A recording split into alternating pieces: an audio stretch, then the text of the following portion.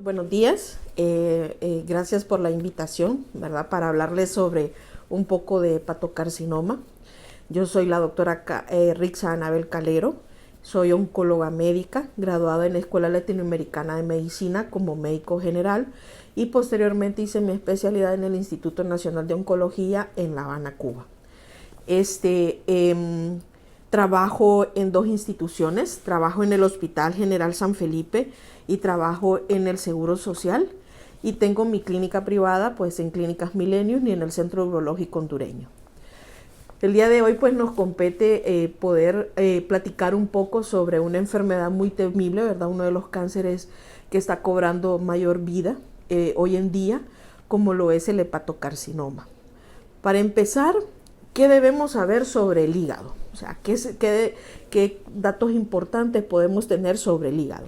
Es uno de los órganos más grandes del cuerpo, pesa entre 1 a 1.5 kilogramos, corresponde al 1.5-2.5% de la masa corporal total de los pacientes. El tamaño puede variar de persona dependiendo de la forma de su cuerpo también, ¿verdad? ¿Cuáles serían las funciones del hígado? ¿Para qué nos sirve ese hígado? O sea, cada órgano en nuestro organismo sirve para cuestiones vitales, ¿verdad? Y así como es el corazón de importante, los riñones de importante, también el hígado es un órgano muy importante en nuestro organismo. Las funciones principales de ellos es que regula la mayor parte de los niveles químicos de la sangre. Excreta un producto llamado bilis, que este producto es el que va a ayudar a degradar las grasas que nosotros consumimos, ¿verdad? Entonces es por medio de donde se metabolizan muchos medicamentos, ¿verdad? Para poder asegurar que puedan ser metabolizados y puedan tener su acción en el organismo de los pacientes.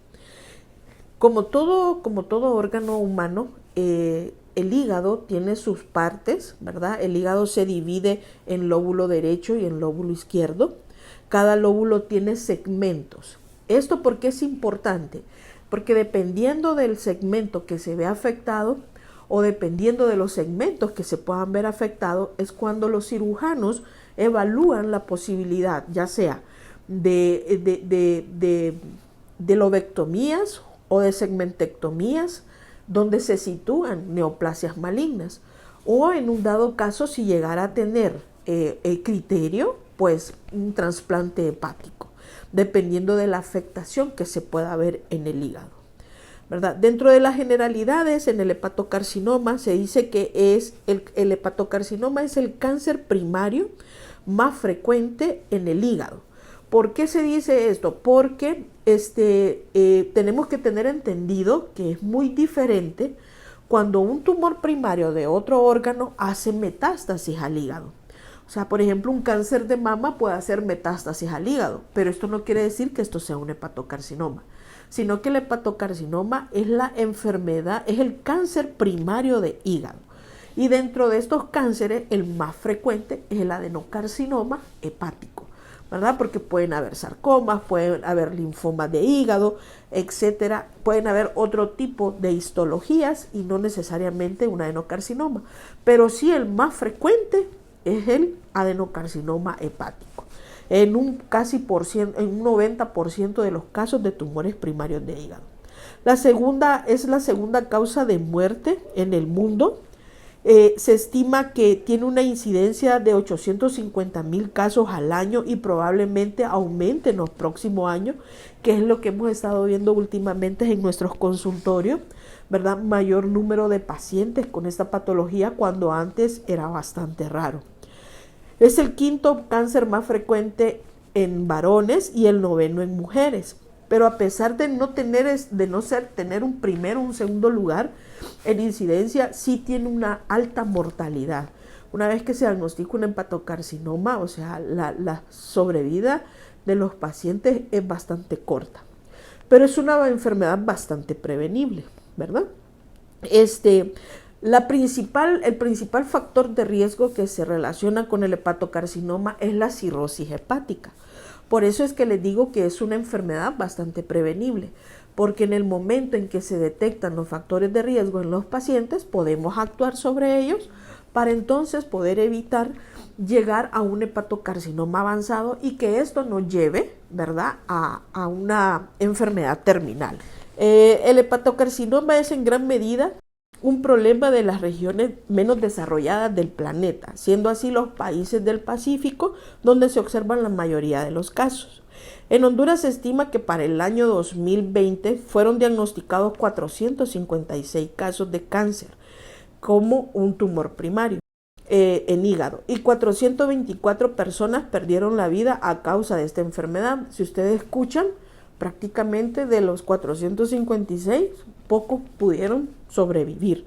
Entonces, como les explicaba, es una enfermedad altamente mortal. Así como en el mundo entero, en Honduras también el hepatocarcinoma es mucho más frecuente en el hombre que en la mujer. Es uno de los tumores en donde se conoce su etiología y los factores de riesgo que la desencadenan. Entre ellos, el más importante es el padecer de una hepatía crónica que puede provocar una cirrosis. Bueno, entonces, como les había explicado anteriormente, ¿verdad?, hay diferentes tipos de cáncer en el hígado, ¿verdad? Están las metástasis, que es de un 10 a un 20%, y están los tumores primarios, que son el 90% de las histologías, tienden a ser un adenocarcinoma hepático, ¿verdad? Algo que hay que recalcar mucho son los factores de riesgo que nos pueden llevar a un hepatocarcinoma. Los pacientes que han padecido de hepatitis B o C, esos son pacientes claves que ellos por sí mismos deberían de hacerse un seguimiento estricto, así como todos aquellos que padecemos de hígado graso, o pacientes con obesidad, con diabetes mellitus, o sea, con un síndrome metabólico asociado también, los pacientes con una hemacromatosis, el paciente que consume mucho alcohol. A veces nosotros tenemos familiares que pueden ser factores de riesgo por el hecho de que consumen mucho alcohol. Entonces, es tratar de identificar ese factor de riesgo para poder hacer ese seguimiento como se debe de hacer. Al poder detectar esos factores de riesgo, todas estas enfermedades, la infección por hepatitis B o C, el hígado graso, una obesidad no controlada, una diabetes mellitus no controlada, un síndrome metabólico en desarrollo, el consumo de alcohol, todo este tipo de enfermedades, la cirrosis. A veces la cirrosis no es una cirrosis alcohólica, puede ser una cirrosis producto de medicamentos, puede ser una cirrosis hereditaria también. Estas son enfermedades que se pueden llevar en seguimiento con un médico internista o con un gastroenterólogo. Hacer un seguimiento en cuanto a ultrasonido, en cuanto a los exámenes de sangre como el alfa-feto, la bilirrubina, para poder ir viendo el curso de esa enfermedad, y en el momento de detectar un nódulo que sea altamente sospechoso de que pueda ser un hepatocarcinoma, entonces poder actuar a tiempo y no ya con una enfermedad muy avanzada.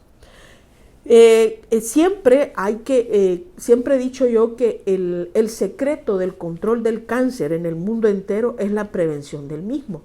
Casi todos los cánceres tienen factores de riesgos asociados que son bastante establecidos, así como los acabo de mencionar, ¿verdad? Entonces, al momento de detectarlos, hacer un seguimiento estricto.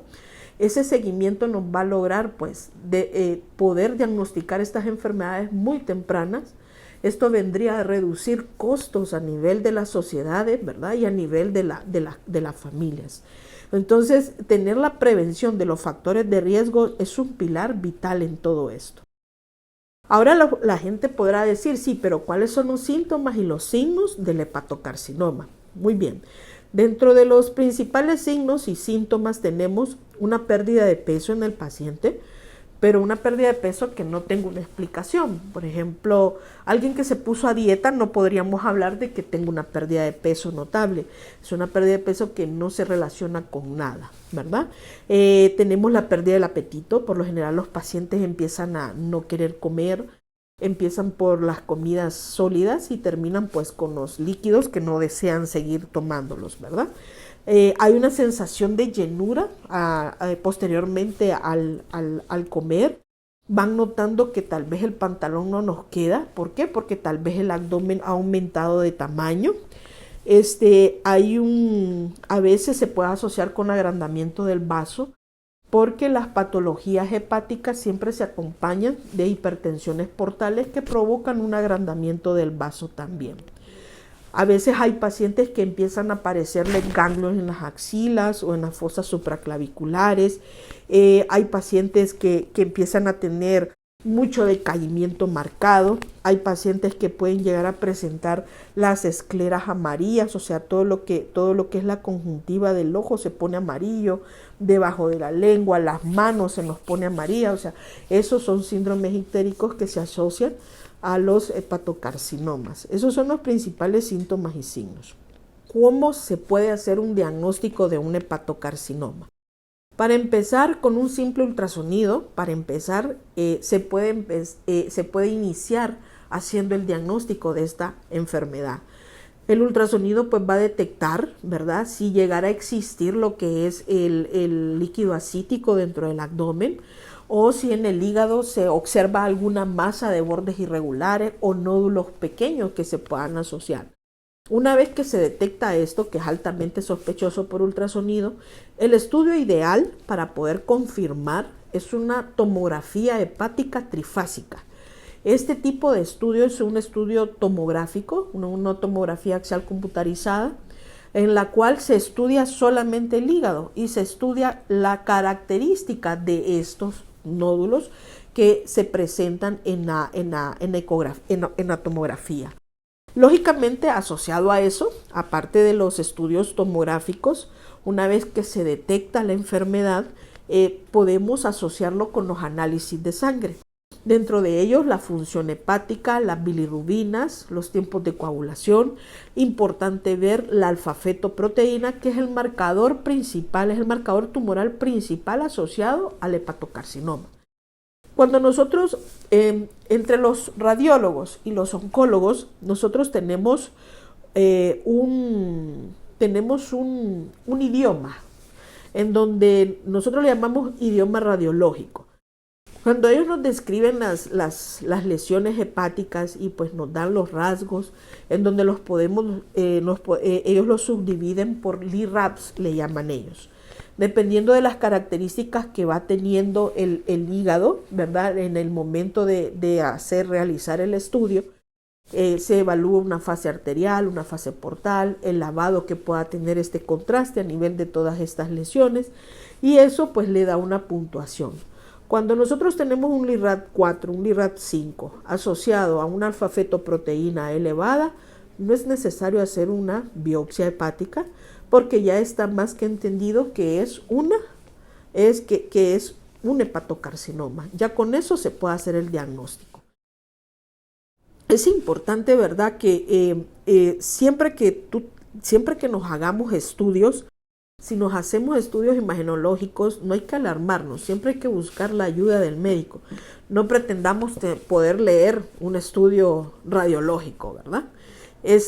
Dentro de los otros estudios que se pueden hacer estudios endoscópicos para poder ver si este hepatocarcinoma se relaciona con una hipertensión portal.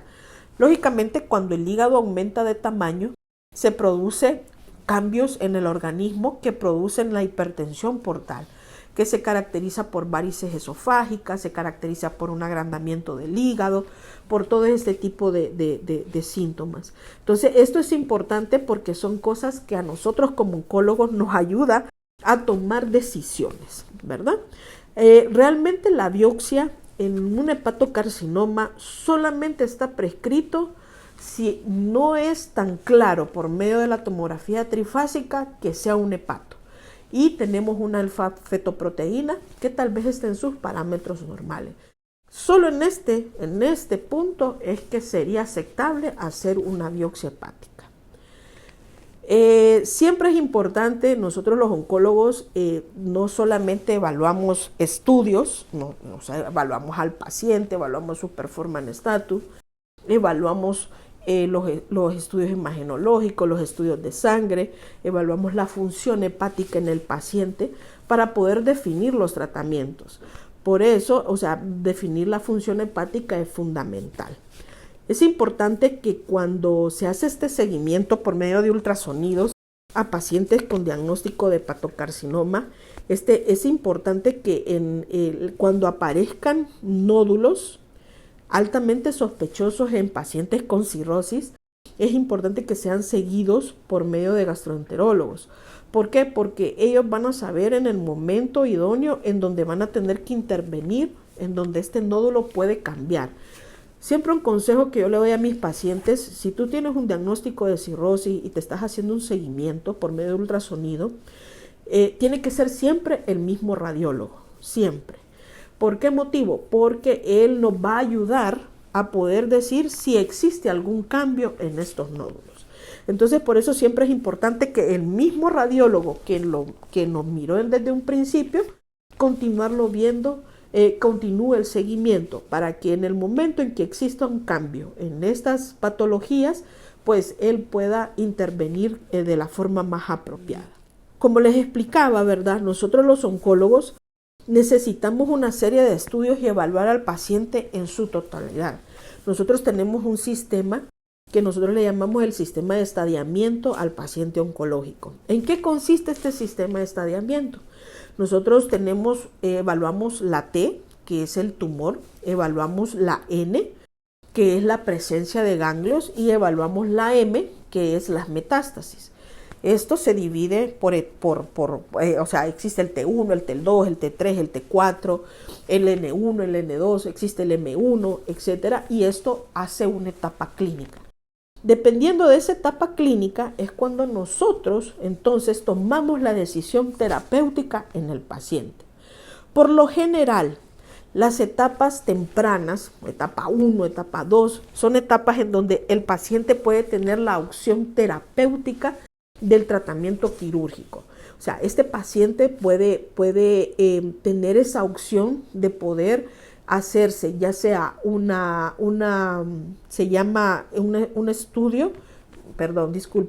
procedimiento en donde se pone directamente tratamientos con quimioterapia sobre las lesiones hepáticas, pero tiene que ser una etapa 1, una etapa 2, estamos hablando de lesiones pequeñas.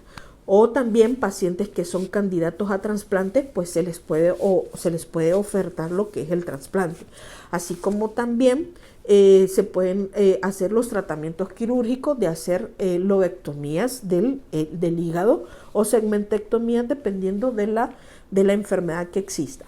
Lógicamente esto tiene sus criterios en donde los cirujanos oncólogos, principalmente los cirujanos expertos en vía biliar, son los que van a tomar la decisión de qué tipo de tratamiento es más óptimo para el paciente, al evaluar su performance status, al evaluar su expectativa de vida, al evaluar las condiciones que tiene el paciente. O sea, no es que, sí, me quiero hacer un trasplante, no.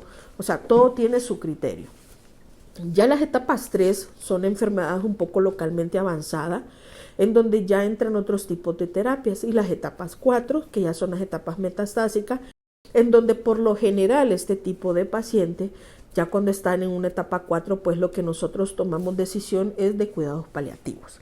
Ahora, una etapa 3 tiene hoy en día, hace mucho tiempo, muchos años, por años, el hepatocarcinoma fue tratado solamente con un tipo de quimioterapia, con los inhibidores de tirosina quinasa, le llamamos nosotros, que es el llamado sorafenib. Este era el tratamiento de primera línea que nosotros teníamos para nuestros pacientes. Pero hoy en día ya no. Hoy en día hay más terapias en donde se ha podido observar una mejor sobrevida, una mejor calidad de vida en nuestros pacientes, y es con el advenimiento de la inmunoterapia. Entonces, el uso de inmuno en conjunto con anticuerpos monoclonales como el bevacizumab y la inmunoterapia como el atezolizumab se apoderan entonces sobre el escenario de los pacientes con hepatocarcinoma. Lógicamente, no desplaza al sorafenib, son terapias, son tipos de terapias que se pueden dar en los pacientes con hepatocarcinoma, que nosotros como oncólogos pues sabemos cuáles serían los parámetros a elegir sobre estos pacientes. Hoy en día tenemos sorafenib, tenemos levantinib, tenemos la inmunoterapia que es atezolizumab en conjunto con beva. Entonces hay varias opciones terapéuticas para nuestros pacientes. Entonces esto es de importancia porque muchas veces Yo he escuchado que el paciente le dicen, no, es que ya no tienes una opción de tratamiento. No, lo mejor es, si conocen a alguien que no ha visitado un oncólogo y que tiene un diagnóstico de esto, lo mejor es remitirlo donde el oncólogo médico. Porque nosotros como oncólogos médicos sabemos en qué momento nuestro paciente ya no es apto para un tratamiento. Pero para la mayoría, pues todo el mundo piensa en cáncer y piensan en muerte, y no es así. Siempre hay una opción de tratamiento para ellos. Así que, como les dije, el pilar fundamental, la prevención en estos pacientes. Lógicamente, el hepatocarcinoma, la oncología es una enfermedad que no solamente yo como oncólogo médico actúo. Nosotros tenemos los equipos multidisciplinarios, en donde está lo que es el psicólogo, el nutricionista, el oncólogo médico, el cirujano oncólogo, el hepatólogo, el cirujano de vía biliar. O sea, todos conformamos un equipo multidisciplinario que nos va a ayudar para tomar las mejores decisiones en el paciente, ¿verdad? Y no obstante, también tenemos que formar equipos multidisciplinarios con los servicios de salud periféricos, para que puedan hacernos la referencia oportuna de los pacientes en estas etapas tempranas y lograr que esta enfermedad que cobra tantas vidas, ¿verdad? Porque es una enfermedad altamente mortal, poderla diagnosticar en etapas tempranas para disminuir la mortalidad por la misma. Siempre que tengan un paciente, no duden, ¿verdad?, en remitirlo, o que conozcan un familiar o que conozcan un amigo o algo por el estilo, remítanlo a los servicios de oncología médica. O sea, ya sea por la parte privada, si el paciente tiene seguridad social, su seguridad social. Si el paciente no tiene seguridad social, es de escasos recursos, pues está el Hospital San Felipe, ¿verdad? Que con gusto en la consulta 210 se les va a atender con una referencia. No hay ningún paciente de nosotros en San Felipe que llegue y que no se vaya con su valoración oncológica. Así que sí es posible de que le pongamos un freno a esta enfermedad, y todo va a depender del trabajo que podamos hacer como población. Gracias.